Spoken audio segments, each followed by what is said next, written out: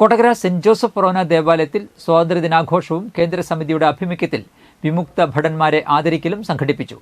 Reverend father Jason Karippayi ദേശീയ പതാക ഉയർത്തി സ്വാതന്ത്ര്യദിന സന്ദേശം നൽകി. വിവിധ കേന്ദ്രസേനകളിൽ സേവനമനുഷ്ഠിച്ച് വിരമിച്ച കൊടകര ഇടവകയിലെ വിമുക്ത ഭടന്മാരെ കൊടകര കേന്ദ്രസമിതി ഭാരവാഹികളുടെ നേതൃത്വത്തിൽ വികാരിയച്ഛൻ പൊന്നാടയണിയിച്ച് ആദരിച്ചു.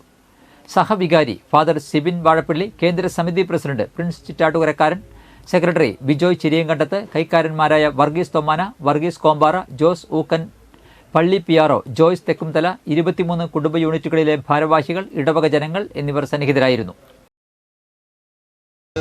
സ്വതന്ത്രമായിട്ട് 77 വർഷങ്ങൾ പൂർത്തിയാകുന്ന പുണ്യ സുദിനമാണ് ഇന്ന്. ഈ വലിയ സുദിനത്തിൽ 77 വർഷം ഭാരതത്തെ നയിച്ച നമ്മുടെ സർക്കാരുകൾ, ഉദ്യോഗസ്ഥന്മാർ, നമ്മുടെ സൈനിക വിഭാഗം, അവരോടൊക്കെ പ്രത്യേകമായ നന്ദി രേഖപ്പെടുത്തേണ്ട സന്ദർഭമാണ്.